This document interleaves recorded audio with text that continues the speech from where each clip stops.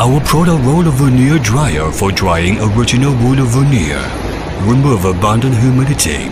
In the end, the wool veneer humidity will be 5% to 10%, so it is suitable for making plywood. Veneer roller dryer are suitable for big drying capacity per day. It can be different length, width, and floors. For example, some our clients choose width 4,500 millimeters, length 32 meters, and 4 floors. And this big roller dryer can dry in 100 cubic meters per day. Our roller dryer uses very thick material for frame and doors, so its weight are heavy a lot.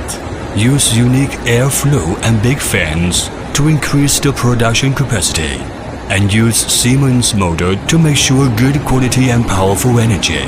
And even the very small parts like the bearings, we insist choosing the good quality, and its kinds of parts have their own models. So before loading, we will pack each of them and make marks.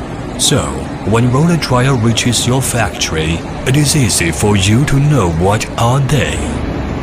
Roller dryer includes many different parts, so the production technology and worker reach experience are important, and our factory with this advantage. Choosing our roller dryer, you can use many years with good performance. Welcome, contact us for more information. We will offer the suitable dryer for you according to your own conditions and requires.